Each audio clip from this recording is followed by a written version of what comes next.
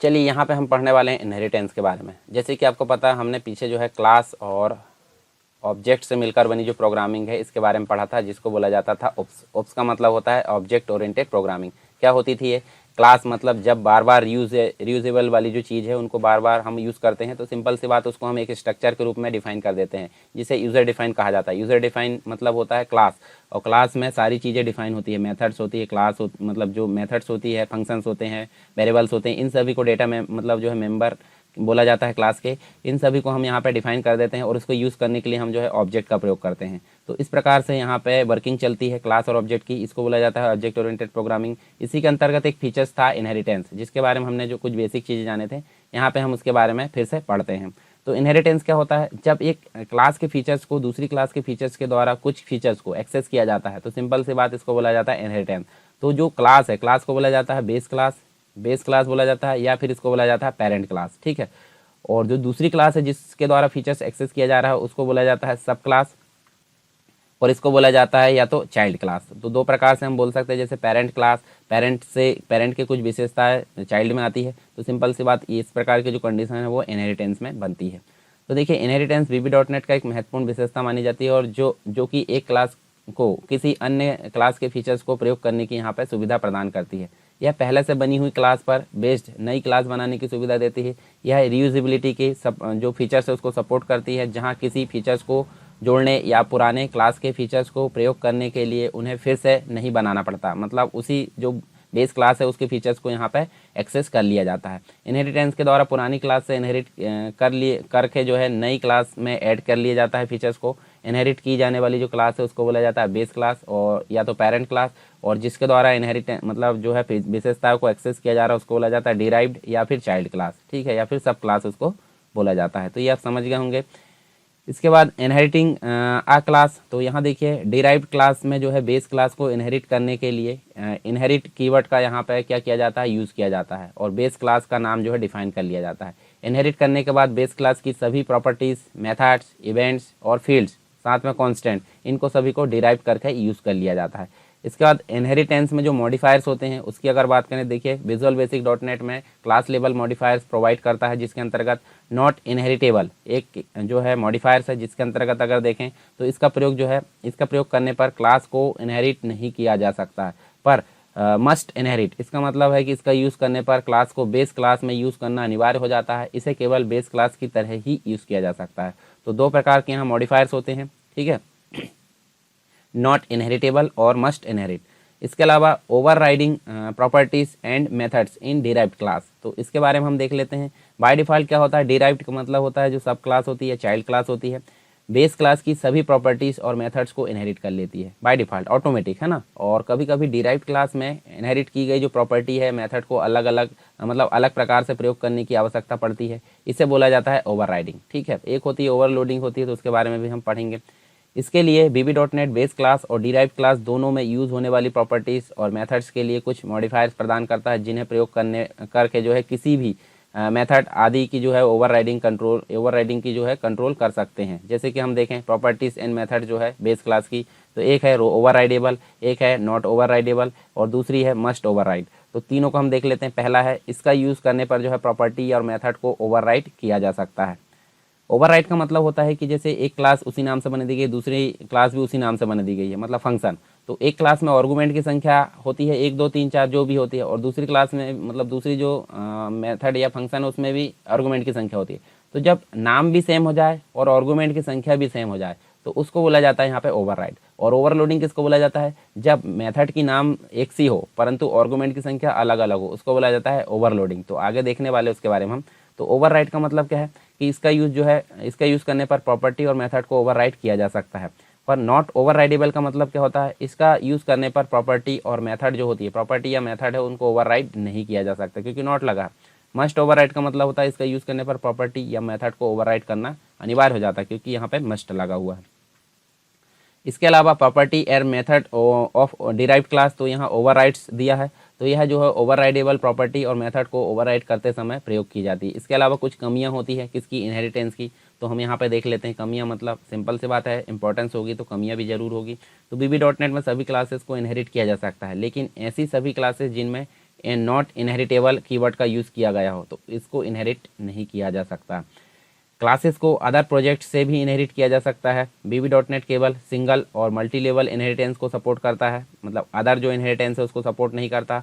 Inheritance करने के लिए जो है बेस और डिराइव्ड क्लास दोनों के जो एक्सेस टाइप है इक्वल होने चाहिए, तभी इनहेरिटेंस जो है पॉसिबल माना जाता है। ठीक है, तो ये कुछ इसकी लिमिटेशंस थी, मतलब कमियाँ थी, इसको हमने यहाँ पे देख लिए। अब बात करते हैं यहाँ पे हम एक्सेस स्पेसिफायर्स की। एक्सेस स्पेसिफायर का मतलब होता है, जैसे आपने पढ़ा होगा, कुछ देखा होगा आपने पब्लिक और कुछ देखा होगा आपने प्राइवेट, प्रोटेक्टेड, इसके बाद फ्रेंड देखा होगा। ठीक है, पब्लिक, प्रोटेक्टेड, फ्रेंड, इस प्रकार से आपने देखा होगा। तो ये सभी क्या है, ये सभी क्लास को मतलब किस प्रकार एक्सेस करना है, मतलब कहाँ कहाँ एक्सेस की जाए क्लास, उसको डिफाइन करते हैं। इसलिए या कहाँ कहाँ एक्सेस की जाए उसको डिफाइन करते हैं, इसलिए इनको बोला जाता है एक्सेस स्पेसिफायर्स। तो देख लेते हैं यहाँ, देखिए किसी क्लास के सभी मेंबर्स किसी भी अन्य मेंबर्स को डायरेक्टली एक्सेस कर सकते हैं। ठीक है, मतलब किसी क्लास के जो सभी मेंबर हैं, मतलब एक क्लास के अंतर्गत अगर बात करें तो उसके सभी मेंबर जो होते हैं अन्य मेंबर को जो डायरेक्टली एक्सेस कर सकते हैं। लेकिन कोई क्लास किसी अन्य क्लास, मतलब क्लास ए है और एक क्लास बी है, तो अन्य में अन्य क्लास हो गई बी। ठीक है, तो यहाँ पे वही बात की जा रही है, किसी क्लास की जो है, मतलब कोई क्लास है और जो अन्य क्लास है, अन्य क्लास के मेंबर उसको एक्सेस नहीं कर सकते। ठीक है, मतलब अगर एक्सेस करना है तो यहाँ पे हमको एक्सेस स्पेसिफायर को डिफाइन करना पड़ता है। इसी बात को तय करने के लिए यहाँ VB.NET में विभिन्न प्रकार के जो है एक्सेस मॉडिफायर्स का प्रयोग किया जाता है या एक्सेस स्पेसिफायर्स का प्रयोग किया जाता है, जिसके अंतर्गत हम देखने वाले हैं जैसे VB.NEट में ऑब्जेक्ट ओरिएंटेड प्रोग्रामिंग का प्रयोग करके बनाई गई क्लास के अंदर मेंबर्स जो है अलग अलग प्रकार से घोषित किया जा सकते हैं। जैसे पब्लिक कीवर्ड होता है, तो पब्लिक क्या है, पब्लिक भी एक प्रकार का एक्सेस स्पेसिफायर है। जब किसी क्लास को पब्लिक एक्सेस स्पेसिफायर के साथ डिफाइन किया जाता है तो उस क्लास के पब्लिक एक्सेस वाले जो मेंबर है, समान असेंबली, एक्सटर्नल असेंबली, इसमें जो है समान रूप से डायरेक्टली एक्सेसिबल होते हैं, मतलब डायरेक्टली यूजेबल होते हैं या प्राप्त कर सकते हैं उससे। इसलिए इस क्लास के जो है, इस प्रकार की जो क्लास है उसको किसी भी असेंबली में बिना किसी रेस्ट्रिक्शन के या बिना किसी पाबंदी के इनहेरिट किया जा सकता है, क्योंकि ऑलरेडी यहाँ पे पब्लिक डिफाइन किया गया है। दूसरे होते हैं प्राइवेट। प्राइवेट मतलब निजी हम बोल सकते हैं, जैसे जब किसी क्लास को प्राइवेट एक्सेस स्पेसिफायर के साथ डिफाइन किया जाता है तो उस क्लास के प्राइवेट एक्सेस वाले जो मेंबर है ना तो समान असेंबली में डिराइव किए जा सकते हैं, ना ही एक्सटर्नल असेंबली में डिराइव किया जा सकते हैं। डायरेक्टली एक्सेस यहाँ जो है एक्सेस नहीं हो सकते, अर्थात मेंबर्स जो होते हैं किसी भी डिराइव क्लास में डायरेक्टली एक्सेसिबल नहीं होते और हमेशा किसी न किसी पब्लिक मेथड के माध्यम से एक्सेस होते हैं। ठीक है, तो देखिए ये किसी भी प्रकार से अन्य क्लास में एक्सेस नहीं होते, किसी भी प्रकार से हम बोलें तो, इसलिए यहाँ पे बोला गया है। देखिए प्राइवेट कीवर्ड से हम अगर घोषित करते तो कहीं भी इनको एक्सेस नहीं किया जा सकता। उसके बाद फ्रेंड, तो यह जो है हम देखें तो यह वेरिएबल को फ्रेंडली एक्सेस प्रदान करता है। इसका अर्थ क्या है कि किसी वेरिएबल को फ्रेंड डिक्लेयर किया गया है तो वह वेरिएबल उसी क्लास में प्रयोग किया जा सकता है या सेम असेंबली में प्रयोग किया जा सकता है, इसलिए इसको बोला जाता है फ्रेंड। ठीक है, उसके बाद है प्रोटेक्टेड। जब किसी क्लास को प्रोटेक्टेड एक्सेस मॉडिफायर के साथ डिफाइन किया जाता है तो उस क्लास के प्रोटेक्टेड एक्सेस वाले जो मेंबर है वो समान असेंबली व एक्सटर्नल असेंबली में डिराइव क्लास में तो डायरेक्टली एक्सेस होते हैं, लेकिन डिराइव क्लास के बाहर ये जो है मेंबर प्राइवेट मेंबर की तरह ही व्यवहार करते हैं, इसलिए यहाँ पे प्रोटेक्टेड बोला जाता है। ठीक है, तो ये हमारे दे हो गया है। देखिए पब्लिक हो गया, प्राइवेट हो गया, फ्रेंड हो गया, प्रोटेक्टेड हो गया, तो इनको बोला जाता है यहाँ पे एक्सेस मॉडिफायर्स या एक्सेस स्पेसिफायर्स। ठीक है, जो क्लास को एरिया डिफाइन करते हैं, क्लास को यूज़ कहाँ कहाँ किया जाना है, क्लास के मेंबर को कहाँ कहाँ यूज़ किया जाना है, उसके एरिया को डिफाइन करने का काम करते हैं। नेक्स्ट टॉपिक है यहाँ पे ओवरलोडिंग। ओवरलोडिंग मतलब अपनी क्षमता से अधिक। ठीक है, तो हम देखते हैं उसी के बारे में। जैसे एक मेथड है ऐड नाम से और अंदर यहाँ पे आर्गूमेंट, एक मेथड यहाँ पे बना ली गई एक क्लास के अंदर ऐड नाम से, उसके बाद फिर ऐड नाम से दूसरी मेथड बनाई गई और यहाँ पे आर्गूमेंट पास कर लिया गया, और उसके बाद फिर ऐड नाम से एक मेथड बन ली गई, आर्गूमेंट यहाँ पे A B C ले लिए। तो देखिए तीनों मेथड एक सी नज़र आ रही है, यहाँ पे तीनों मेथड एक सी है, परंतु यहाँ पे आर्गूमेंट नहीं है, यहाँ आर्गूमेंट 2 है और यहाँ आर्गूमेंट 3 है। ठीक है, तो आप देख सकते हैं यहाँ ऐड मतलब व्यक्ति तो एक ही है परंतु काम अलग अलग कर रहा है, तो इसलिए यहाँ पे बोला जाता है ओवरलोडिंग। तो अब यहाँ देख लेते हैं हम। देखिए ओवरलोडिंग VB.NET में एक ही तरह के नाम के साथ एक से अधिक मेथड्स को क्रिएट करने की अनुमति प्रदान करता है। मतलब एक ही तरह का नाम मतलब ऐड और एक से अधिक मेथड यहाँ पे क्रिएट की गई है। यहाँ मेथड ओवरलोडिंग की आवश्यकता तब होती है जब एक ही टास्क को परफॉर्म करने के लिए एक ही समान मेथड की आवश्यकता होती है। अलग अलग जो है टास्क को यहाँ पे परफॉर्म किया हमने, परंतु इनमें इनपुट पैरामीटर अलग अलग होते हैं। जैसे यहाँ पैरामीटर नहीं है, यहाँ पैरामीटर 2 है और यहाँ पैरामीटर 3 है, तो आप यहाँ पे देख सकते हैं। एक ओवरलोडिंग मेथड के सभी रूप एक सिंगल मेथड नाम को जो है सिंगल मेथड नाम को यहाँ पे शेयर करते हैं, ठीक है। लेकिन आर्गुमेंट के नंबर्स, टाइप्स और ऑर्डर अलग अलग होते हैं, ठीक है। तो ये हम देख सकते हैं यहाँ पे। इसके अलावा ओवरलोडिंग करते समय जो है किन बातों का ध्यान रखना चाहिए, तो सेम नेम होना चाहिए, मतलब ओवरलोडेड जो प्रोसीजर है उसका नाम सेम होना चाहिए। जैसे ऐड, इसका नाम हमने सेम रखे, परंतु डिफरेंट सिग्नेचर, मतलब उसके अंदर जो आर्गुमेंट है, जैसे ओवरलोडेड जो प्रोसीजर है उसमें निम्न में से कम एक डिफरेंस होना चाहिए, तभी प्रोसीजर को ओवरलोड किया जा सकता है। जैसे यहाँ नंबर्स ऑफ पैरामीटर्स अलग अलग होना चाहिए, ऑर्डर ऑफ पैरामीटर भी अलग अलग होना चाहिए। इनमें से कोई एक बोला गया है, मतलब या तो 1, 2, 3 या इनमें से कोई भी। तो डेटा टाइप्स और पैरामीटर अलग होना चाहिए, नंबर्स ऑफ टाइप्स, यहाँ पैरामीटर्स अलग होना चाहिए, रिटर्न टाइप। तो इनमें से अगर कोई भी डिफरेंट है और नाम सेम है तो सिंपल सी बात यहाँ पे जो है उसको ओवरलोडेड क्लास या ओवरलोडेड जो मेथड है उसको बोला जा सकता है, ठीक है। प्रोसीजर यहाँ देख लीजिए, यहाँ देखिए एक हमने जो है पब्लिक फंक्शन ली है जिसको बोला जाता है ऐड, ठीक है। इसमें लिए है दो हमने क्या आर्गूमेंट, दो आर्गूमेंट लिए, एक ए लिए हैं ए और एक लिए हैं बी, और यहाँ डिम करके अंदर कर एक जेड नाम का इंटीजर लिए। जेड में हमने जो ए और बी में जो भी वैल्यू आएगी उनको जोड़ दिए और जेड में ले जाकर उसको रख दिए और रिटर्न कर दी किसको, जेड को। जब ऐड को कॉल किया जाएगा, जैसे मान लो ऐड को यहाँ पे कॉल किए तो उसके अंदर हमने दो आर्गूमेंट दिए हैं 10 और 20। तो 10 और 20 कहाँ जाएंगे, एक 10 आ जाएगा यहाँ पे और 20 है तो 30 यहाँ पे आ जाएगा, रिटर्न करेगा जेड को। तो ऐड जहाँ भी प्रिंट होगा वहाँ पे 30 आएगा और वहाँ पे 2 आर्गूमेंट पास करे हमने, ये यहाँ पे हम लिख सकते हैं मैसेज में।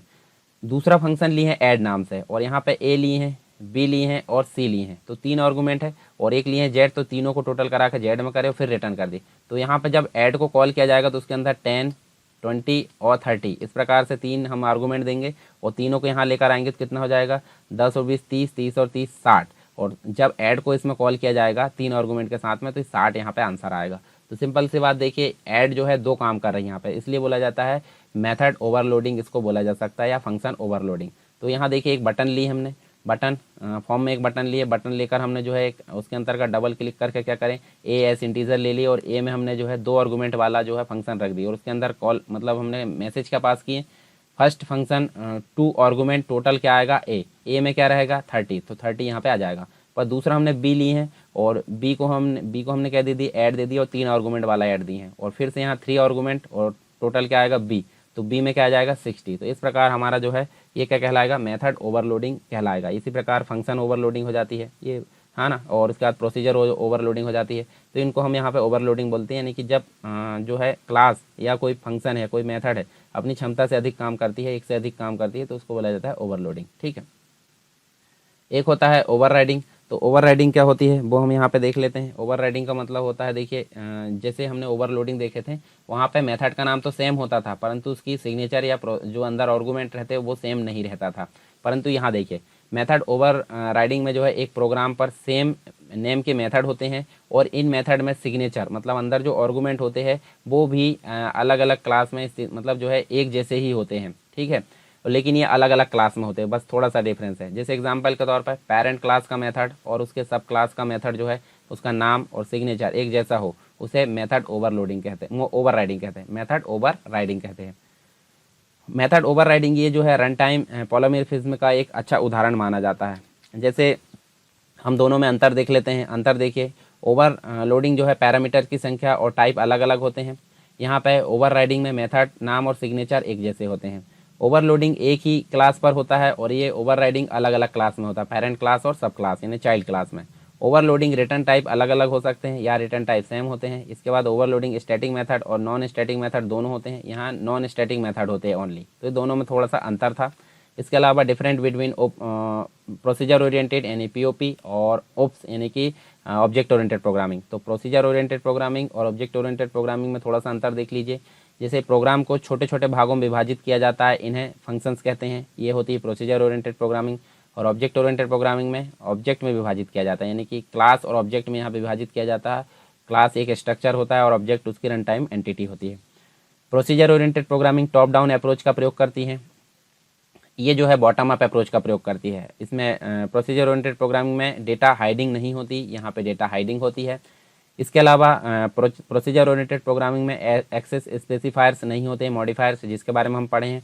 इसके अलावा ऑब्जेक्ट ओरिएंटेड प्रोग्रामिंग में एक्सेस स्पेसिफायर्स होते हैं, जैसे पब्लिक है, प्राइवेट है, प्रोटेक्टेड है, फ्रेंड है। प्रोसीजर ओरिएंटेड प्रोग्रामिंग में ओवरलोडिंग नहीं होती। यहाँ पे जो है ओवरलोडिंग का प्रयोग होता है, ऑपरेटर्स ओवरलोडिंग, फंक्शंस ओवरलोडिंग, इस प्रकार से।